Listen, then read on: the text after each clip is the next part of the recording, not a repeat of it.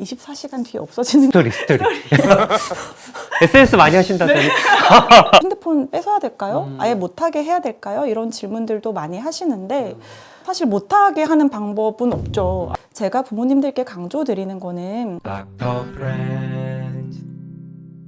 안녕하세요, 닥터 프렌즈입니다. 오늘은 제가 또 귀한 분을 모시고 촬영을 하려고 하는데요. 용인 세브란스 병원 정신건강의학과 김희영 교수님을 모시고 오늘 촬영을 하려고 합니다. 안녕하세요. 저는 용인 세브란스 병원 정신건강의학과에서 소아청소년 친구들 그리고 아이들의 부모님을 만나고 있는 소아정신과 의사 김희연입니다. 반갑습니다. 대한 소아청소년 정신의학회에서 중독되는 아이들이라는 책이 나왔는데 딱 제목만 들어도 내용이 좀 짐작이 가긴 가는데 어떤 내용들이 있을까요? 아이들의 진단과 상관없이 모든 부모님들께서 걱정하시는 주제가 바로 이건 것 같아요.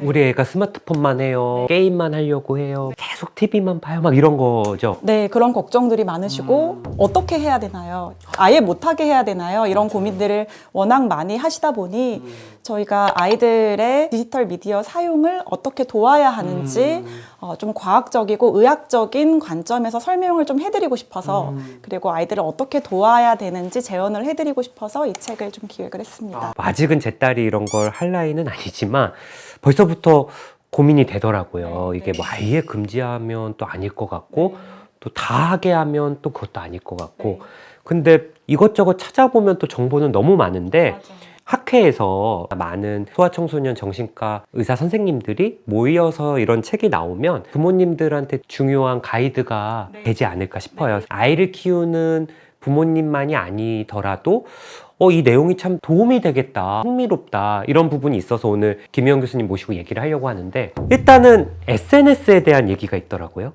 SNS 사실 너무 많이 하면 안 좋을 것 같잖아요, 왠지. 그리고 너무 안 하면 또 좀 너무 고립되는 것 같고. 교수님 좀 하시나요, SNS를? SNS는 저는 굉장히 많이 합니다. 뭐 어떤 걸 하세요? 뭐.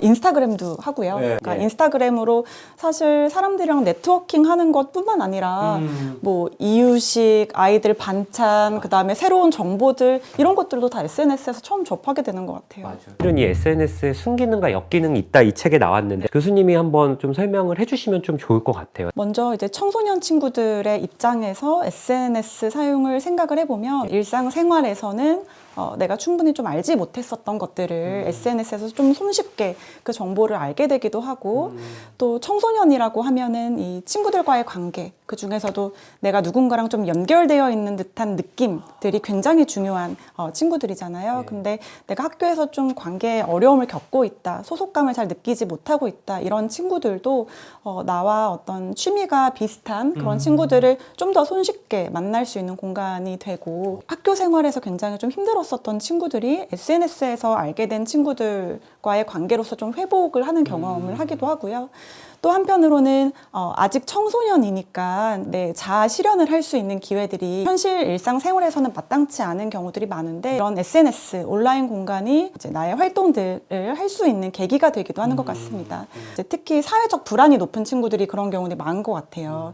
이제 나의 생각들을 어떤 친구들과 실제 일상생활에서 공유하기는 좀 친구라 하더라도 SNS에서는 내 생각들을 좀 글로 써보고 그걸 공유하고 또 다른 사람들로부터 의견과 공감을 얻는 그런 경험들이 아이들한테는 굉장히 소중한 이제 인정받는 경험, 뭔가 성취해낸 경험들을 할 수 있게 되는 공간이 되는 것 같습니다. 꼭 소아청소년뿐만 아니라 성인들도 게임에서 만난 친구들과 오히려 더 잘 지내시는 분들도 있고 글이나 사진 같은 거 올렸을 때 뭐 위로받고 좀 격려받고 뭐 이런 부분들도 사실은 진료실에서 보니까 이게 꼭 SNS를 금지만 해서는 안 되겠다 이 생각이 좀 들긴 하는데 아이들도 그렇다는 거네요, 그렇죠? 네, 아이들도 이번에 반배종 좀 잘 안 된 것 같아요. 이번엔 친한 친구들과 좀 떨어졌어요. 이런 어려움을 학기 초에 많이들 이렇게 느끼는 것 같은데요. 그래도 이제 SNS 상으로 친구들과 그런 연결된 느낌들이 이제 확장되고 지속이 될 수 있기 때문에 그런 점에서는 좀 아이들에게 도움이 많이 되는 것 같습니다. 그러게요. 저도 저학년일 때 이렇게 뭐 짝꿍이나 친했던 중마고 친구랑 이렇게 반이 떨어졌을 때 그때 굉장히 많이 불안하고 신학기 돼도 계속 딴방 가서 그 친구들과 어울리고 그랬던 기억이 나는데 그때 SNS가 있었으면 새로운 친구들과 좀 더 가까워지기 전에 좀 그런 친구와 서로 위안하고 공감대도 형성이 됐겠다 생각은 좀 들긴 드네요. 반대로 또 역기능은 그러면 뭐가 있을까요? SNS는 사실은 짧은 문장들, 그다음에 이모티콘 이런 것들로 소통을 좀 하게 되잖아요. 그런데 이제 소아청소년들 입장에서 보자면 아직은 사회성이 많이 발달이 되어야 되는 시기고 사회성이라고 하면 언어적인 신호들로만 이제 이루어지는 것들이 아니라 비언어적인 의사소통 신호들이 굉장히 중요하거든요. 그래서 대화를 할 때 친구의 어떤 눈빛, 뉘앙스, 목소리 톤, 어떤 사회적 맥락, 상황적 맥락들이 되게 중요할 텐데 사실 SNS에서는 그런 것들이 좀 생략이 많이 되죠. 맞아요. 그러다 보니까 마음 전달이 좀 곡해 되는 경우들도 사실은 좀 있는 것 같고요. 대면에서 하는 의사소통보다는 질이 낮을 수밖에 없는 면이 있는 것 같습니다. 이 부분은 완전 생각 못했던 거예요. 네. 아이들은 어쨌든 직접 만나서 대화하고 서로 몸짓이나 표정도 보면서 계속 사회성을 발달시켜야 되는데 어쨌든 SNS는 그런 부분이 좀 많이 제한될 수밖에 없네요. 요즘 카페에서 혹시 청소년 친구들 같이 있는 모습을 보면 다들 각자 핸드폰을 하면서 얘기하거든요. 그렇죠. 자기 SNS 피드를 보면서 서로 이제 보여주기도 하고. 그러다 보니까 실제로 아이들이 함께 하는 시간조차도 그런 의사소통 신호들을 충분히 받아들이고 상호작용할 수 있는 기회들이 많이 박탈되어 있는 것 같아요. 이 부분은 진짜 좀 중요한 부분인 것 같네요. 또 뭐가 있을까요? 새로운 친구들을 만날 수 있는 장이 되기도 하지만 친구들을 보면 트위터에서 해시태그로 같은 어려움을 갖고 있는 친구들을 만나기 위해서 뭐 우울계라든지 이런 특정 해시태그를 아이들이 많이 사용하더라고요. 자에게도 한때 좀 있었고 뭐 정병계 뭐 이런 맞아요, 말들이 좀 맞아요. 있더라고요. 예. 네. 이제 그런 친구들을 만났을 때 처음에는 나랑 비슷한 감정을 느끼는 친구가 이렇게 있구나. 이렇게 힘든 게 나 혼자만 이제 경험하고 있는 일이 아니구나라는 부분에서 굉장히 큰 위안을 얻고 아이들이 가끔 좀 이상화도 하는 것 같아요. 나를 정말로 위로해주고 내 마음을 정말로 알아주는 친구를 SNS에서 사귀었다. 이렇게 좀 빠르게 관계를 맺어가는 경우들이 있거든요. 사실은 SNS에서 만났기 때문에 친구의 입체적인 모습들을 알기는 좀 어렵죠. 그래서 이상화한 만큼 쉽게 실망하게 되기도 하고 그게 아이한테는 더욱더 크게 어려움으로 다가오게 되는 경우도 많은 것 같습니다. 이 외에도 뭔가 역기능적인 부분이 또 있을까요, 교수님? 사실 그 SNS에서 1대1로 관계를 맺는 것 뿐만이 아니라 누가 누구한테 좋아요를 눌렀는지 이게 다 보이잖아요. 맞네요. 네, 그렇기 때문에 친구들과의 어떤 그 미묘한 관계의 이런 역동적인 측면들이 SNS에서 모두가 확인이 가능한 거죠. 24시간 뒤에 없어지는 스토리. SNS 많이 하신다더니. SNS는 저는 굉장히 많이 합니다. 예. 이제 스토리에서 누가 내 게시물을 봤는지도 좀 확인이 되고 맞네요. 하기 때문에 실제 게시물 그리고 사람들의 반응에 굉장히 민감하게 반응을 하게 되는 것 같아요. 근데 이제 SNS에서 긍정적인 상호작용뿐만이 아니라 힘이 센 친구들 내에서 영향력이 좀 강한 친구들이 한 소리 이렇게 할 수 있잖아요. 예. 그런 것들이 일상생활에서 했다면 그 친구와 나 사이에서만 일어나는 일일 텐데 SNS에서는 모두가 볼 수 있게 되는 것이죠. 미묘하게 저희가 저격글 올린다고 진료실에서 그런 말 정말 많이 해요. 누가 저격글을 올렸고 다른 친구들이 그걸 다 봤다. 이제 그러면은 친구들 관계가 굉장히 어려워지기 시작하는 거죠. 네네. 딱히 뭐 누구누구야 이건 아니지만 이미 그 반 친구들 뭐 학원 다니는 친구들은 다 알만한 너 꼴 보기 싫다라던가 뭐 잘난 척 좀 그만해라 뭐 이런 식으로 얘기하면 진짜 저격이 되겠네요. 네, 그런 저격글들이 이제 다른 친구들에게 모두 공개됐다는 사실을 당사자도 알게 되기 때문에 그 다음날 학교 가는 데에 이제 불안감을 굉장히 많이 자극하는 일들이 많이 벌어지는 것 같습니다. 소아청소년들은 또 이런 되게 관계적인 부분들, 미묘한 부분들이 또 있고 사회성 발달에도 진짜 SNS가 좀 역기능적인 부분이 있겠구나 이 생각이 좀 들고 근데 이 책이 또 중독되는 아이들이잖아요. 맞아요. SNS를 진짜 통제 불가능할 정도로 너무 많이 사용을 한다면 어떤 문제들이 있을까요? 저희 아이가 중독된 것 같아요 라고 오는 부모님도 굉장히 많으시고 아이 스스로도 제가 핸드폰 중독이에요 라고 얘기하고 문제를 느끼는 친구들도 많고 심지어는 이번 한 친구는 자기가 아무래도 도파민 중독인 것 같아서 제 핸드폰 좀 걷어가 주세요. 병동에서 맡겨주세요. 네네, 네. 제 맡겨주세요. 가져가 주세요 하는 친구들도 있거든요. 예. 그래서 내가 멈추고 싶다는 생각을 하는데도 계속하게 하는 특성을 성인분들도 많이 느끼시고 아이들도 많이 느끼는 것 같습니다. 맞아요. 사실은 저도 많이 느끼거든요. 저도 그래요. 예. 네, 저도 많이 느끼고 특히 아이 재우고 밤에 이렇게 볼 때, 맞아요. 네, 별 생각 없이 그냥 이 피드에서 끊임없이 올라오는 것 중에 재밌는 게 하나 또 걸릴 수 있으니까 맞아요. 네. 그냥 이렇게 내리게 되기도 하고요. 올라오는 광고들이 SNS에 되게 많잖아요. 이게 또 중간중간 섞여 있으니까 광고인지 아닌지 좀 헷갈리기도 하고. 그리고 꼭 제가 관심 있는 콘텐츠에 아주 알맞는 광고들이 뜨거든요. 맞아요. 그래서 쇼핑도 맞아요. 이어지게 되죠. 사실은 SNS에서 뭔가 게시물을 올렸을 때 받는 보상, 친구들이 좋아요라든지 댓글을 남겨주는 그런 보상도 한 가지 보상이 있을 수 있겠고, 그 다음에 그냥 별 생각 없이 이렇게 피드를 쭉 내리다가 되게 재밌는 영상이 얻어 걸릴 수도 있거든요. 네. 그것도 한 가지 이제 보상이에요. SNS는 여러 가지 종류의 보상이 있고 네. 그 보상 때문에 저희가 SNS에 몰두하는 행동을 지속하게 하는데요.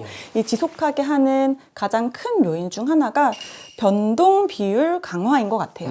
변동 비율 강화라는 거는 불규칙하게 어떤 행동들을 했는데 거기에 따른 보상이 예를 들어서 10번 올렸을 때 한 번 좋아요가 올라오면 나머지 9번 올리는 게 얼마나 재미없어요. 그렇죠. 하지만 이 변동 비율로 나를 강화하는 보상들이 이제 주어지게 되면 이게 정말 재밌거든요. 언제 복권이 한번 터질지 모르지만 계속 사게 되는 것이거든요. 그래서 그런 것들처럼 피드도 어떤 영상들이 올라올지 계속 보게 되고 SNS가 중독으로 쉽게 이어질 수 있는 원리들, 요소들이 같이 작용을 하고 있다는 점을 사실은 평소에는 잘 인지하지 못하고 있죠. 도박이라던가 게임 같은 거 할 때 카드 뽑기나 이런 거는 이제 변동 비율 강화가 사실은 적용이 되는 부분이에요. 무작위적인 부분들. 그래서 도파민 중독에 더 취약하다는 걸 우리가 아는데 SNS는 저는 그런 생각을 못 했는데 생각해 보면 어쩔 땐 그냥 재미없는 게 가고 어떨 땐 재밌는 게 걸리고 어떤 글은 많은 사람들이 좋아해 주고 어떤 글은 좀 묻히고 뭐 이런 부분들이 실제로 있긴 하겠네요. 사실 이 SNS 플랫폼 회사들, 그 다음에 광고 회사들은 목표를 달성하기 위해서 이런 요소들을 아마 적용을 한 것일 텐데요.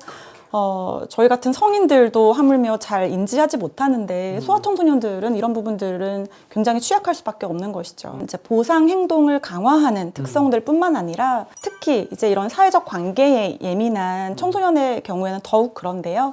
다른 사람들은 뭔가 알고 있고 함께 즐기고 있는 무언가를 내가 놓치고 있는 것 같은 느낌?